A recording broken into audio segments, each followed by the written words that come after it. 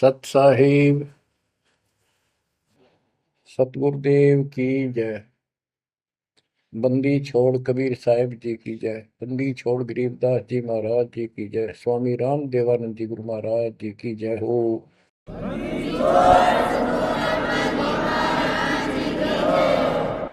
सर्व संतों की जय, सर्व भक्तों की जय, धर्मी पुरुषों की जय। श्री काशी धाम की जय, श्री सुडानी धाम की जय, श्री क्रोथा धाम की जय, श्री बरवाड़ा धाम की जय। सत साहिब गरीब नमो नमो सत पुरुष को नमस्कार गुरु के नहीं। सुर नर मुनिजन साधुआ संतों सर्वस नहीं। सतगुरु साहेब संत सब दंडो तुम प्रणाम। आगे पीछे मध्य हुए तिनको जा कुर्बान।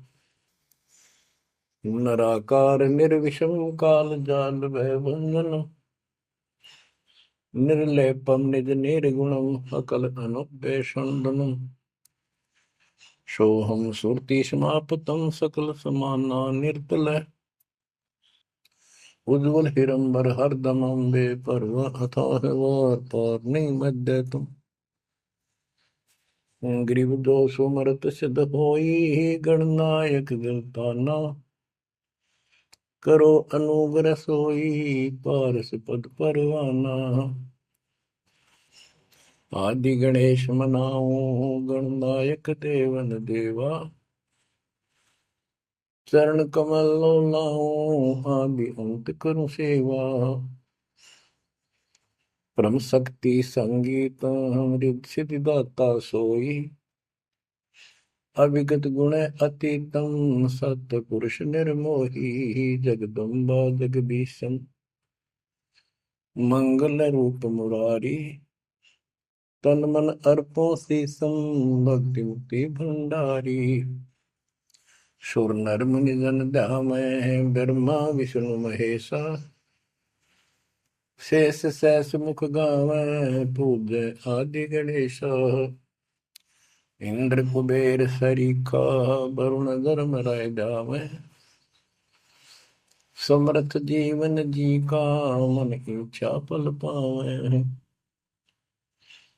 33 कोटि अदारा जावै सहस 88। उतरै बहुजल पारा कट है यम की फांसी। कबीर सतगुरु के उपदेश का सुनिया एक विचार। जय सतगुरु मिलते नहीं जाते नरक द्वार। नरक द्वार में दूत सब करते खेचा तान। उनसे कभू नहीं छूटता फिरता चारों खाने। कबीर चार खानी में भरमता कबहू न लगता तार। सो फेरा सब मिट गया मेरे सतगुरु के उपकार। जय जय सतगुरु मेरे की। जय जय सतगुरु मेरे की। सदा साहिबी सुख से बसियो। अमरपुरी के डेरे की। जय जय सतगुरु मेरे की। जय जय सतगुरु मेरे की। सदा साहिबी सुख से बसियो। अमरपुरी के डेरे।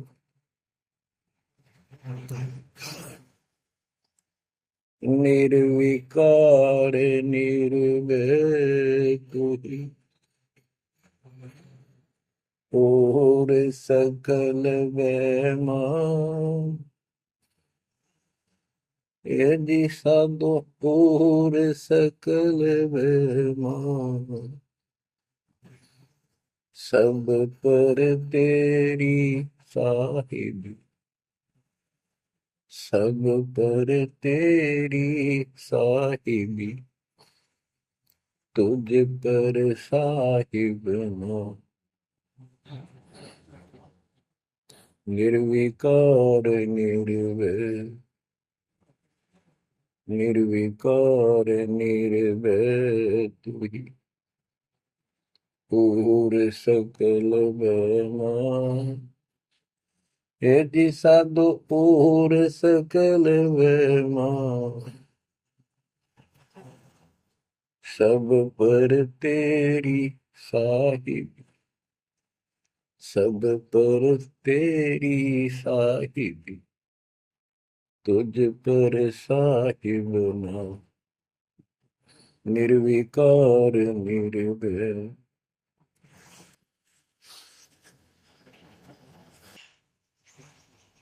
परम पिता परमात्मा कबीर जी की प्यारी आत्माओं,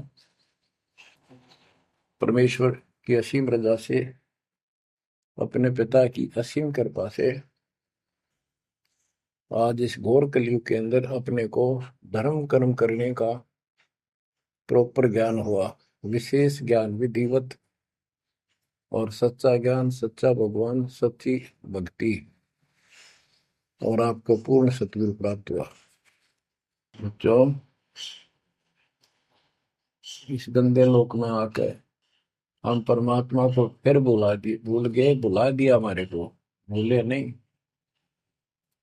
ये त्रिगुण में माया, रजगुण धर्मा से निकल रहा गुण, सतगुण विष्णु जी से, तमगुण शंकर जी से हमारे ऊपर इतना जबरदस्त प्रभाव रखता है कि हम सब भूल जाते हैं और इनसे प्रेरित होकर के सारे उल्टे काम करें। ब्रह्मा जी के गुण से या ठाठ बाट की इच्छा होती है, राजपाट की इच्छा होती है, और संतानों उत्पत्ति बाई फोर्स कराई जाती है, जीव के वश का नहीं होता। और फिर ममता मोह एक ऐसा रोग लगा रखा है, ये सबता लग जाता है। किसी से 10 दिन ठीक से बात कर ले, उससे मोह हो जा, और अपने परिवार में जन्म लेने वाले बच्चों को से तो होना ही होना, हुआ तो 8% सीने से लगाते हैं उनको। तो वो होता क्या है, ये काल का आहार तैयार करवाया जाता है।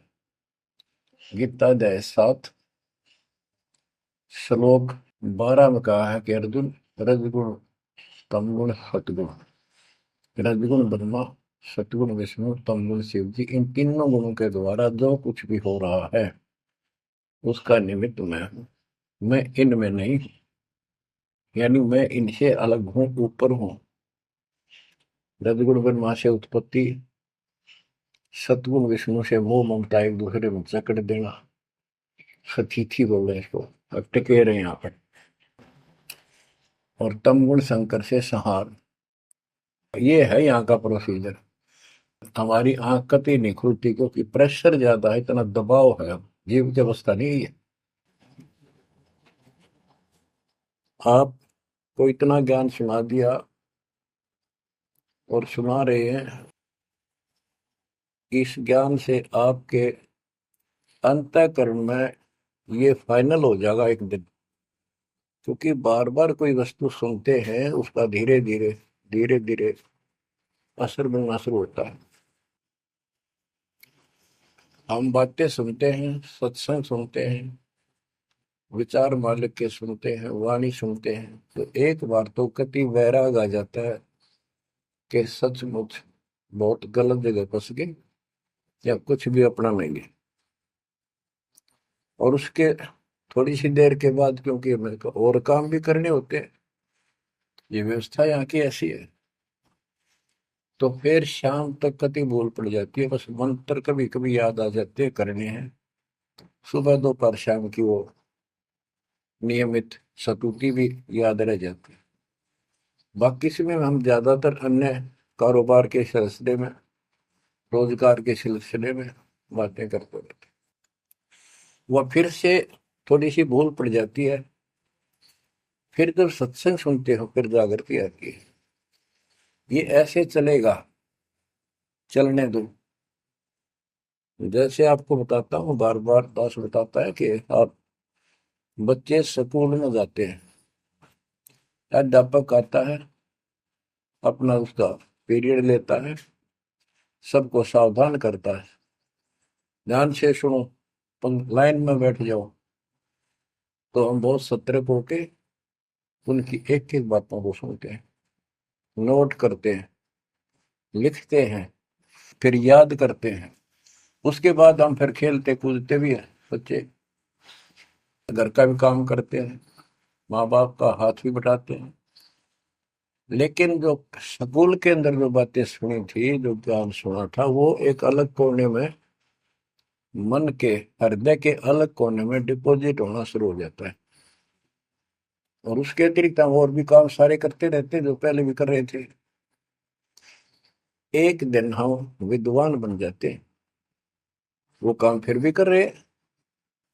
इस ज्ञान को रह रहकर सुनने से एक दिन आत्मा कति दृढ़ हो जाएगी कि इस संसार में एक दिन भी रहने का नहीं है, ये संसार एक दिन भी। और कभी भी फिर शरीर यहां से छूट जाए, जाने का टाइम आ जाए, नो प्रॉब्लम।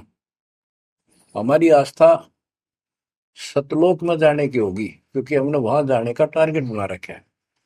पहले तुम्हारा कोई टारगेट नहीं था, हमारे पास जाएंगे कहाँ। उसमें कोई बच्चे में मोह हो जाता, परिवार में मोह रह जाता, यही कुत्ते बनकर जन्म ले लेते। कबीर साहब कहते, जहां आशा तहां बासा हुई, मन कर्म वचन सुमरियो सो। गीता अध्याय 7 श्लोक 6 में यही स्पष्ट किया है कि अर्जुन, अंत समय में जो जिस भी भाव में भावित रहता है, जिसके ऊपर जिसमें आस्था रहती है, वो उसी को प्राप्त होता है। जब तक हम भक्ति नहीं करते, इस ज्ञान से परिचित नहीं होते, तो हमारा संसारिक संसारिक यानी परिवार में, संपत्ति में, इसमें कभी हम जकड़े बैठे होते हैं। एक उदाहरण दिया करते थे गुरुदेव, एक बूढ़े की मृत्यु होती, किसान था, पशु रक्षा करते थे, मृत्यु होने लगी, उसकी जुबान बंद हो गई। आसपास परिवार के सदस्य आगे, वही पिताजी तो अंतिम टाइम आ गया, वो आगे। तो थोड़ी देर के बाद वो ऐसे संकेत करने लगा, ऐसे इशारा हाथ से। उन्होंने सोचा भाई पिताजी कुछ कहना चाह रहे है, हो सकता कोई धन दाब रखा और बताना भूल गया, वो अचानक मृत्यु होगी। एक डॉक्टर बुलाया, उसने पता था कि एक बार ये बुलवा देगा, 500 रुपये लेगा, ऐसा इंजेक्शन लगाता है। वो बुलाया गया, उसने इंजेक्शन ला दिया। पिताजी बता बता जल्दी क्या कहना चाहो थे। एक गाय का बछड़ा झाड़ू मुंह में दे रहा था, उन्हें खराब कर रहा था। जो बोला, देख यो बछड़ा झाड़ू चाबे, तुम कित मर गए, नाश करोगे मेरे गाय पाछे, ये नुकसान कर दिया। 2.5 आने की झाड़ू 500 रुपये पड़ गई हुए। जहाँ साता बासा हुई, वहीं पर कुत्ता गधा पशु बढ़कर वहीं जन्म लेगा। तो हमारी ये वृत्ति यहाँ से हटेगी, इस ज्ञान से अंतिम समय आप यहाँ कुछ याद नहीं आओगा। इस ज्ञान में सुनते रहे और भक्ति करते रहे, मर्यादित रहे। ज्ञान के साथ साथ यह भक्ति आपको सहारा देगी अंतिम समय में, मन को उधर धकाने के लिए। वैसे नहीं धकता है, बहुत ताकतवर है, ब्रह्मा विष्णु महेश मन का आधार मान रहे।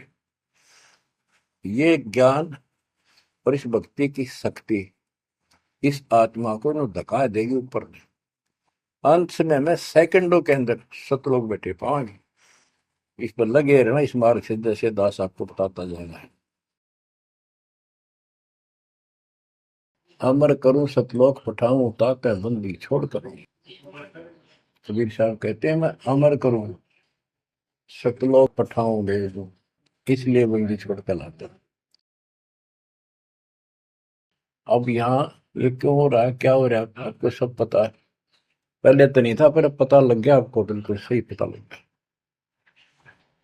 माता पिता के सामने बच्चे एक या दो तुरंत मर जाते हैं, चक्कर मारते रह जाते हैं, हाथ कुछ नहीं आना, और कई महीने वर्षों तक उसकी याद सताती रहती है। हम इतने विवश हैं, हम इतने बंद में हैं, हम कुछ नहीं कर सकते, लाचार हैं। एक राष्ट्रपति किसी देश का, या प्रधानमंत्री, या अन्य कोई सक्षम मानता अपने आप को, उसका इकलौता बेटा मर गया, प्रधानमंत्री, टक्कर मारा वो टक्कर। और उससे पहले जब आकाश में वो हुई थी उसकी तुती, साथ में आकाश में रहा था, उसका दिमाग धरती पे पटक दिया। एक बताते हैं, महाभारत में प्रकरण आता है, द्रोणाचार्य, ये गुरु था कौरव पांडव का, और शिक्षा दिया करता, मोह मत करो, मोह सबसे बड़ा खतरनाक है।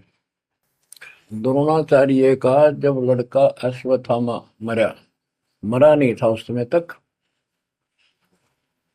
ये कह दिया गया अश्वत्थामा मर गया। वो झूठ बुलवाई गई थी श्री कृष्ण में प्रवेश काल द्वारा, कि एक अश्वत्थामा नाम का हाथी था, उसको मार दिया गया। और युधिष्ठिर का बहुत विश्वास करते थे सब कि ये सत्यवादी है, कभी झूठ नहीं बोलता। तो काल ने यह चाल चाली कि द्रोणाचार्य पांडवों की सेना को मार डालेगा। बहुत जबरदस्त तीरंदाज है, बहुत गजब का शूरवीर निशानेबाज है, इसको कंडम किया जाए। तो उसको कंडम करने का तरीका अपनाया कि इसको एक झूठी खबर फैलाई जाए कि इसको थॉमस का बेटा मर गया युद्ध में, फिर ये पागल हो जाएगा। ऊपर तक दुनिया गीत गाती है, जब लग गया अपने, जब पता लग गया तो युधिष्ठिर से झूठ बुलवा दिया कि तूने कह दे कि अश्वत्थामा पीते, अश्वत्थामा मर गया, तेरी झूठ भी ना होगी, हाथी मर गया ना, ये हो जाएगा। तो पहले तो युधिष्ठिर माना नहीं, फिर ये कहा कि हाथी मार दिया है, तो झूठ थोड़ी है। झूठ तो थी है, जो थोड़ा, पहले हम छोटे से थे तो यूं कहते, अरे झूठ बोली तो ना पाप लगेगा, बोला ना, उंगली पर उंगली चढ़ा के बोली थी, ये कौन पाप लगे। यानी ये अपने फार्मूले हैं, पाप तो पाप तो लगेगा। तो सब ने कहा कि आपका बेटा अश्वत्थामा मर गया, द्रोणाचार्य। तो बोला नहीं, मेरा बेटा नहीं मर सकता, नहीं मर सकता, उसको मारने की हिम्मत किसी में नहीं है। कि युधिष्ठिर कह देगा तो मैं मान जाऊंगा। तब युधिष्ठिर ने कहा, अश्वत्थामा थे नर व कुंजर, नर तो जोर तो बोल दिया, व कुंजर, भाई हाथी आदमी या हाथी, ये नहीं कह सकता, वो मन मन में बोल दिया। तो यह बात सुनकर अश्वत्थामा आई थे, अश्वत्थामा मारा गया। आगे कड़ा सुना था द्रोणाचार्य, नरवा कुंजर कह गया वो, इतना पागल ने ढाल हो गया, टक्कर मारा, कति कंडम हो गया, उसने हथियार भी नहीं उठा उसने। और पांडवों ने वो गढ़ जीत लिया उस साइड का जहां वो मोर्चा डटे खड़ा था। तो बच्चों, ये मोह इतना जबरदस्त है, जीव के बस का नहीं है। और बनता कुछ नहीं, बचाओ कुछ नहीं। तो इसका बचाओ अब है तो ज्ञान हो। ये ज्ञान जो दास बता रहा है, ये आपके हृदय में जच जा कति, ये कुछ भी अपना नहीं है। 100 की 100 साची है, पर मन मानने तैयार नहीं, आत्मा को दबाए रखा है। ये सब काल आहार हमसे पैदा कराया जाता, जैसे कसाई बकरे पालता है। कसाई बकरे पालता है, उनके लिए चरागाह बनाता है, सुंदर तालाब बनाता है पानी पीने के लिए, उनके लिए छाया, गर्मी, सर्दी, ओलों से बचने के लिए शेड डालता है। पहले झोंपड़ी डाला करती थी, तो उस घास फूस के और लकड़ी, अब तीनों का शेड बनाते, पंखे लगा दिए। और ये समझो कि जैसे कसाई ने 3 पाली रखे हैं नौकर। एक बकरे मोल लाके वहां छोड़ता है, दूसरा उनकी पालन पोषण करता है, और तीसरा उनमें से निकाल के और अपने कटवा देता, बेच देते हैं, कसाई को सौंप देता है। ये प्रोसीजर है यहाँ पर। जैसे कसाई कभी कभी आता रहता है, बकरों को देखता है, संभालता है, तो उनके कमर पे हाथ मारता, शरीर पे, और वो उसको अपना एक बहुत हमदर्द मित्र मानते हैं, मालिक मानते हैं। देखो हमारे को कितनी सुविधा दे रखी है, पानी क्या, घास क्या, गर्मी सर्दी से बचने का। वो देखता तो हाथ मार के ऐसे है कि ये कितनी कीमत का हो गया, कितना मांस है इसमें। और वो समझते हैं ये प्यार करे हमारे से, कसाई लाड करता है, वो भी उसको प्रतिफल में जीभ से चाटते हैं उसका हाथ, प्यार करते हैं। और कई कई तो उसके ऊपर पैर फैला कर उसको प्यार देना चाहते, सीने से लगाना चाहते हैं बकरे। ऐसा पशु भी प्यार देते हैं, उसको अपना मान।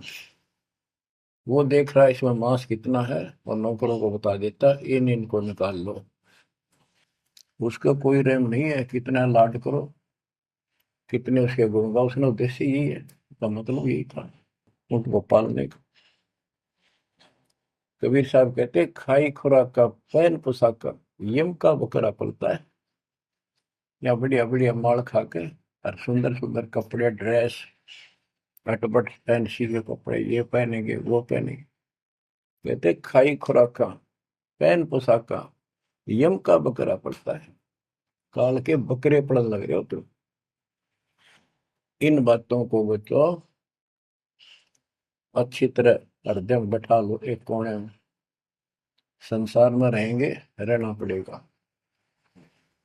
लेकिन परमात्मा की शरण में रहेंगे, मर्यादित रहेंगे। काल का कोई अटैक आप पर नहीं होगा, ना आपके परिवार पर होगा, ना किसी धन संपत्ति व्यवसाय पर होगा। ये सत्कर मान लेना। हम मर्यादा को हल्के में ले लेते हैं, और ये हमारे विनाश का कारण होता है।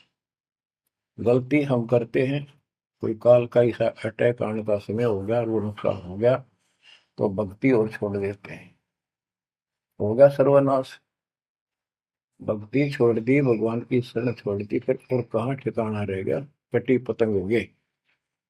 कटी पतंग का कोई अस्तित्व नहीं रहता, कुछ देर उड़ जरूर सकती है, अंत में पता नहीं कि कर का पेड़, बबूल के पेड़ में उड़ के फड़फड़ कर कपाटती है। ऐसे फंसे रह जाओगे तुम इस काल के जाल में, कांटेदार झाड़ियों में, इस गंदे लोग। तो बच्चों इस बात का सख्त ध्यान रखो, यदि आपने यहाँ से निकलना है, मर्यादा ना टूटे। और मर्यादा ये पता नहीं कितने प्रकार से टूट जाती है। जैसे हमने किसी को सेवा दे दी, भाई क्या सेवा कर लो, शुक्रिया दाता का, मजदूरी मिली, खुशी हुई, फिर कह दिया ये त्याग दे, छोड़ दी, दूसरे को दे दी। बता फिर दुख क्यों मानना, फिर दुख मानते। मैं ये समझा, इतना ज्ञान होकर भी तुम ऐसी बातें करते हो, तो शुक्र मनाओ और 100 बार हाथ जोड़ के, भाई बहुत अच्छा, गुरुदेव का आदेश है कि भाई सेवा कर लेगा, मुझे भी और सेवा दे दियो कोई, मेरी नीयत से सेवा करने की। अन्ना मिला तो अपना सबर करे, भक्ति करे, सत्संग में जाओ। 100 सेवा है आश्रम में करने वाले को, बहुत सी सेवा होती है। तो एक बात का बंद कर नहीं बैठना चाहिए। ये प्रार्थना आती है, मेरे को कोऑर्डिनेटर की सेवा फेर दियो, ये भी कमजोरी है। जैसे एक डॉक्टर के पास बूढ़ा आदमी गया, कमजोर सा, वृद्धावस्था में अस्थि पिंजर बने जा शरीर का, जाके बता डॉक्टर जी मैं खड़ा होता हूँ तो चक्कर आते हैं, क्या कारण है? डॉक्टर बोला कमजोरी है, वीकनेस ऑफ बॉडी। बोला पिंडी दुख है, पिंडी, पैरों की। डॉक्टर बोला कमजोरी है। फिर वो व्रत बोला जी, मेरे सारा शरीर में भड़कुआ रहती है, यानी सारे शरीर में दर्द सा बना रहता है, चबक चबक नाड़ी करती है। डॉक्टर बोला कमजोरी है। वो वृद्ध गुस्सा होकर बोला डॉक्टर ने, तो डॉक्टर है गम चक्कर है, एक का बात जाना है कि कमजोरी है, कमजोरी है, और भी तुम्हें पता होगा। डॉक्टर बोला ये भी कमजोरी है, this is also due to weakness. ये क्रोध भी कमजोर आदमी ने घनाया कर, यह भी कमजोरी है। तो बच्चों यह सारी ये कमजोरी है जो मर्यादा से नारी हटकर करोगे, चाहे कुछ भी कर लियो। मर्यादा को हल्के में ना लो। जैसे हमने इतने सारे नियम बना दिए, भक्ति करनी है तो इनका पालन करना पड़ेगा, नहीं तो फिर गधे बनकर कुमार के नियम में चलना पड़ेगा। एक कदम भी अपनी मर्जी से नहीं जा सकते, बैल बनकर नाथ डल जाएगी, खच्चर बनकर बग्गी में दौड़े जाओगे, रेडी में, फिर चलेगी क्या आपकी मर्जी। असंग जन्म तन मृत्या हो गए, जीवित क्यों नाम रे। दवा दस दर मद मैल मठ बोरे, बोर ना दे धरे रे। तो बच्चों जीवित मर लो, इन बातों को छाती में धर लो, हृदय में बैठा लो, कति मस्तिष्क में। ये संसार आपका नहीं है, ये परिवार आपका नहीं, ये संपत्ति या कार कोठी तेरी नहीं, गरीब काया तेरी है नहीं, ये माया कहां से हो। चरण कमल में ध्यान रख, इन दोनों को खो, इनको भूल जा, अपने गुरु जी के चरणों में ध्यान रख, उनके बताए दिशा निर्देश के आदेश से आधार से अपना जीवन निर्वाह कर। बच्चों आंख खोल लो, बार बार ये बातें बताई जाती हैं। जब ऊक चुक हो जाएगी फिर तो रोना शेष रहेगा, नथिंग एल्स। इस मार्ग में अहंकार इंसान को मारता है। किस चीज में अहंकार करो, माया होगी तो अहंकार होगा, कोई पोस्ट पद ठीक सी होगी तो अहंकार होगा, शरीर स्वस्थ है, थोड़ी सी जान, अहंकार हो गया, एक परिवार में पांच चार लाठी ठाणिये हो गए तो अहंकार हो गया, और अपने बॉडी की ताकत का अहंकार। और भी सैकड़ों कारण है जो इंसान के मन में दोष पैदा हो जाता है। तो ये इंसान का सबसे बड़ा खतरनाक शत्रु है। परमात्मा को अहंकार पसंद नहीं, और छोटी मोटी गलती को माफ कर सकता है। रावण था जिसे अहंकार नहीं छूटा, 10 मस्तक सर भी काट दिए, 10 बार काट दिए तो वापस दे दिए, ले भाई। ये सारा कुछ खेल कबीर साहब का किया, सारा कुछ। ये आत्मा परमात्मा की है, चाहे आज राक्षस है, चाहे कोई कसाई है, चाहे देवता है, चाहे ब्रह्मा विष्णु महेश है, चाहे कीड़ी आती छोटे जीव है, कोई स्त्री पुरुष है, बालक बच्चे, जीव जंतु सब उसके हैं। काल चाहता भक्ति से खत्म हो जा, ये भक्ति में इनकी आस्था खत्म हो, मालिक चाहता है इनकी भक्ति में आस्था खत्म ना हो, फिर तो कति गए काम क्या है। जो भी जैसी साधना मालिक के नाम पर बैठ कर कहीं कर रहा है, उसके पिछले संस्कार से, उस भक्ति से जो उसको मिलना है, उसके साथ साथ परमात्मा उसको सहारा देते हैं। जैसे रावण ने सिर काट दिया शिव जी के निमित्त, तो भगवान के नाम काटा उसने, वो भगवान की खोज में निकला था। साधना गुरु गलत मिलने से उसको मार्ग गलत मिल गया, पिछले जन्म के संस्कारी ही इतने सेक्रीफाइस कर सकते, इतनी कुर्बानी कर सकते, वैसे नहीं हुआ करते। तो पिछले जन्मों में वो भगवान का भगत रहा है, फिर इतना बिगड़ गया कि राक्षस बन गया। तो उस मालिक ने उसको 10 शीश वापस दिए, लेकिन बकवाद करी तो अंत बुरा हुआ। उसके कर्म मद सिद्धि सिद्धि की, उनसे धन दे दिया, वो धन भी यही छोड़ गया। गिरफ्त सर्व सोने की लंका होती, रावण शरण दी, एक पलक में राज विराजी, जम के पड़े दी, मन तो सुख के सागर बसरे, और न ऐसा यसरे। क्या मांगो कुछ थिर न राही, देखत नैन चला जग जाई, एक लख पूत सवा लख नाती, उस रावण का आज दीवान बाती। एक पुत्र मांगते फिरते हैं, एक बेटा देते, हे भगवान बेटा हो गया। बेटियों की तो हम गिनती नहीं करते, बेटा चाहिए बेटा।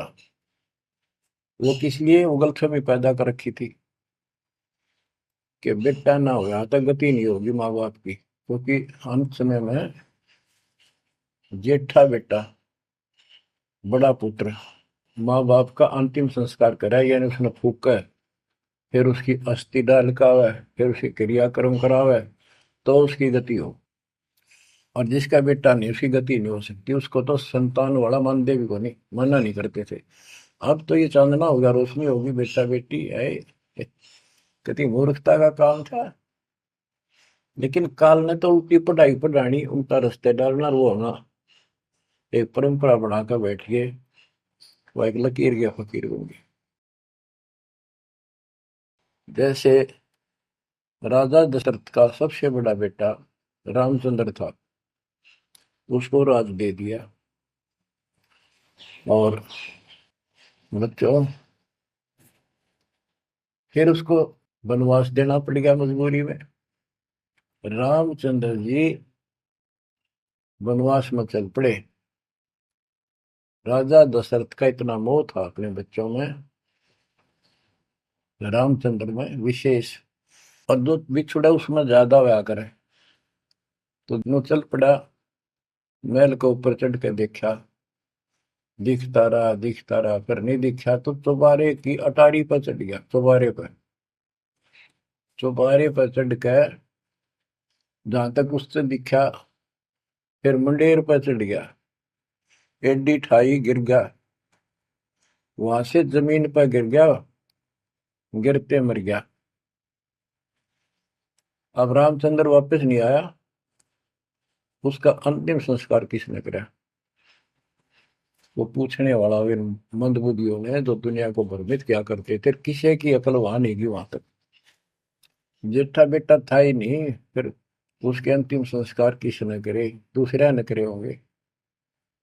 तो ये बात कहने की है, तो इसका मतलब उसकी गति हुई नहीं, बेटा होते हुए भी अंतिम संस्कार नहीं कर सका।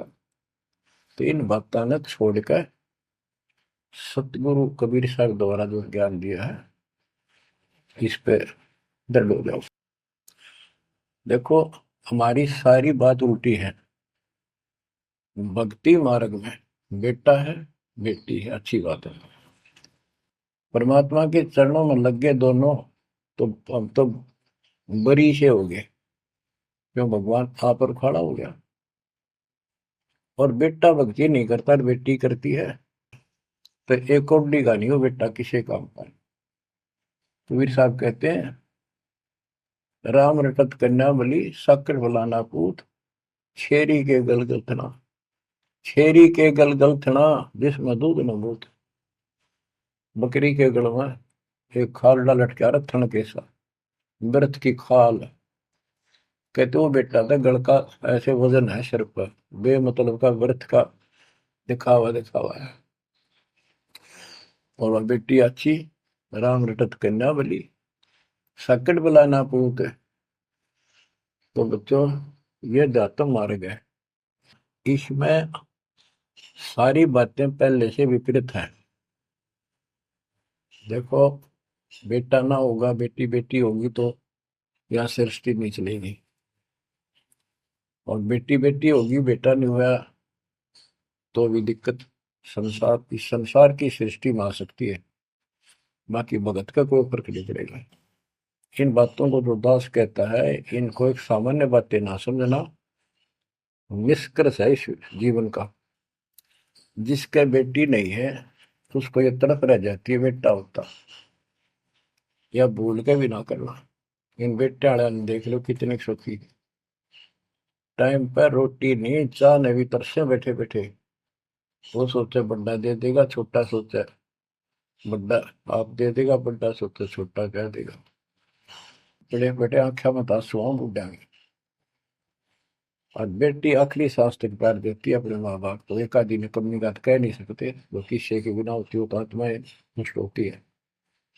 आखिरी सांस तक यहाँ भी हमने देखा, जैसे लड़की रोटी खा रही है और लड़का वैसे बैठा था। माँ ने कहा बेटा वो सामान ला उठा कर, मैं रोटी तैयार बनाऊं भोजन। बेटा बेटा ना लाऊं, यूं कौन खोया लावे। बेटी तो कहा भी कोई ना, रोटी खाती खाती छोड़ गए। आण की थी एक 10 साल का की होगी, लड़का 12-13 साल का। उठ कर रोटी छोड़ के हाथ धोकर और सामान लाकर माँ को दे दिया। लेकिन फिर भी बेटे में मोह ज्यादा और बेटी में नहीं। इसका कारण यह था कि हमने बेटी को बाहर बना लिया इस गलत रीति रिवाज। बेटी तो 15-16-20 साल की मेहमान होती है आपकी। ये तो परमात्मा की बेटी 2 गुना का सुधार करती है। आगे जाके घर बसावे, उस परिवार को भी सुधारे और माँ बाप के अंदर मोह न्यारा रहे। तो भाव ये है कहने का, अगर बेटा नहीं है ना और भगत है, उसके सब भगवान धरती पर नहीं।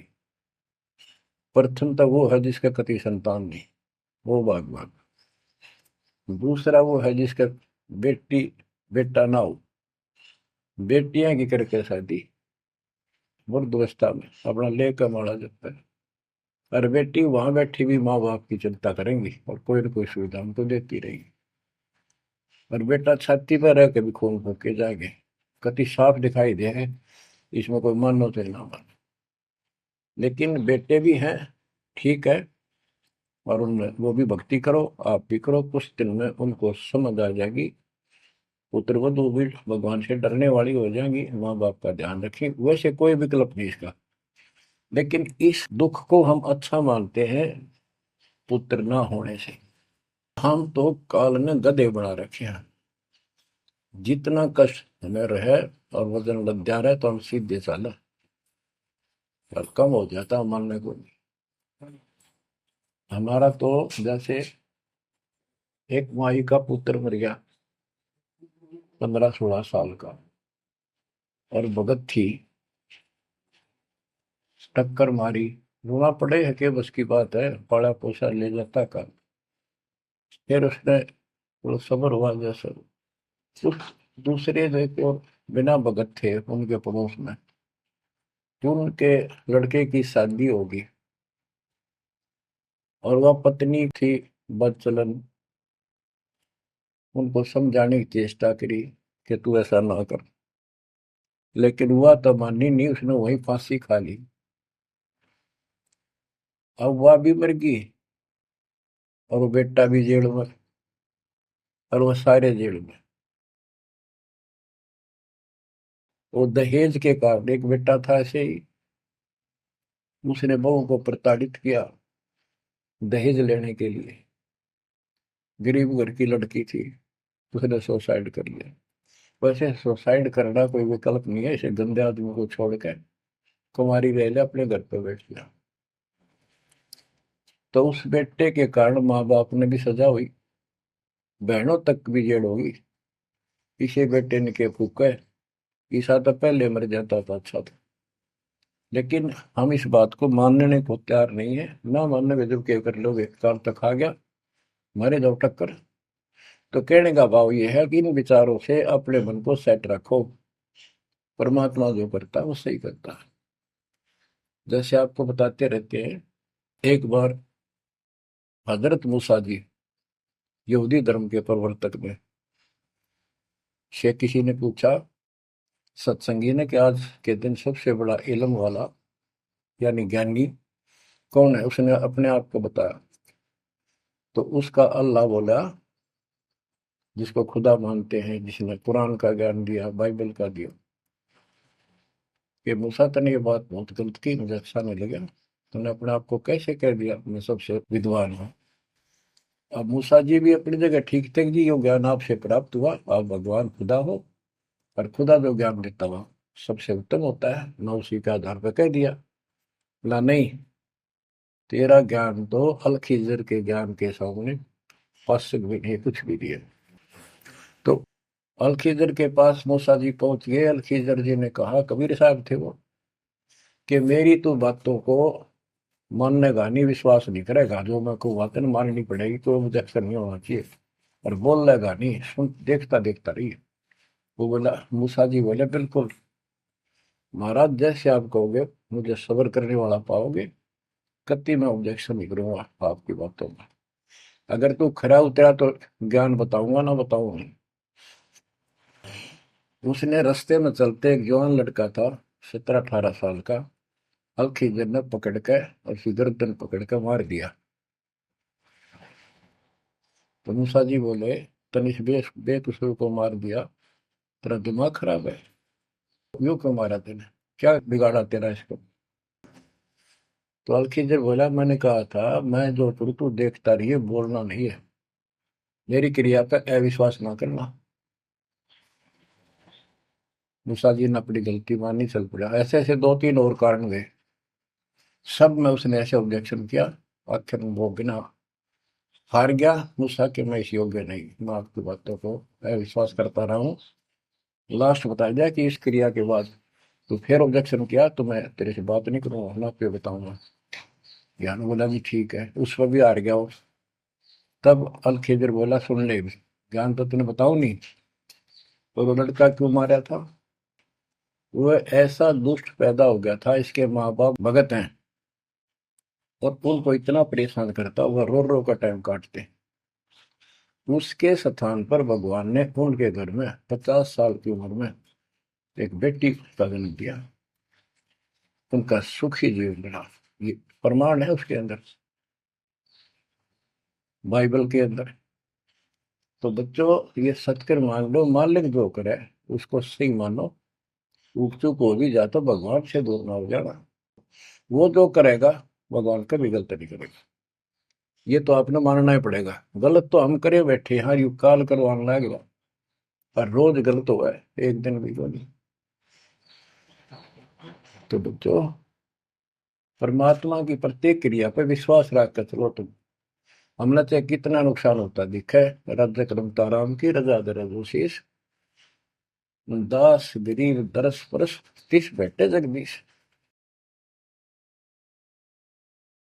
हम अपनी विचारधारा को ऊपर रखा है, जो घिसी पट्टी और बिल्कुल बकवादों से भरी होती है।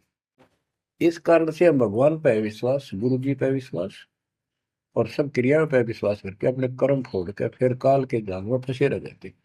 और वहां कुछ है ही नहीं वो तो सारे उल्टे कर्म, बेसिक परंपरा बनावटी है।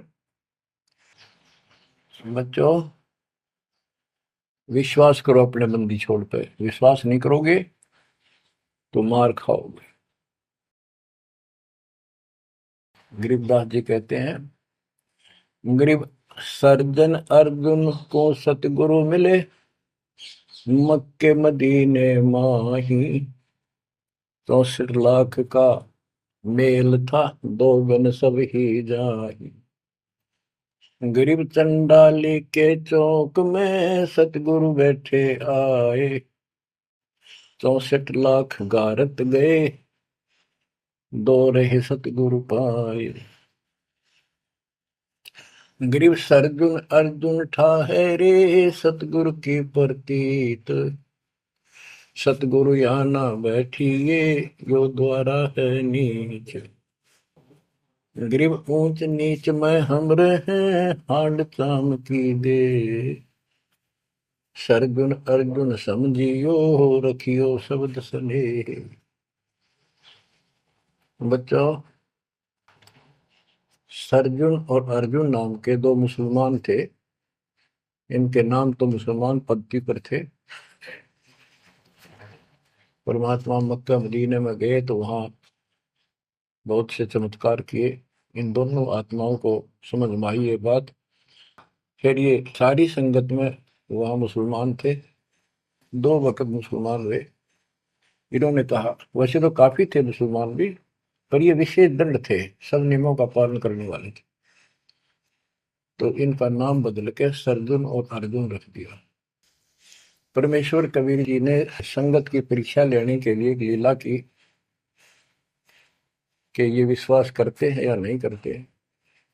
क्योंकि भक्तों में गुरुदेव के आदेश का भी पालन कम होने लगा था। जैसे एक लड़की थी, उसको ज्ञान हुआ वो गलत काम करती थी, वैसा थी। अपना जीवन सुधारने के लिए मालिक से ज्ञान सुना, सत्संग मानने लगी, तो संगत वाले उसको धिक्कारने लगे। गुरु जी से बताया, गुरु जी ने सत्संग के माध्यम से कहा, भाई आपने इस चीज से कोई लेना देना नहीं, कोई सत्संग सुनेगा नहीं तो आत्मा कैसे साफ होगी, कपड़े को पानी साबुन लगेगा नहीं, उसका मैल कैसे उतरेगा।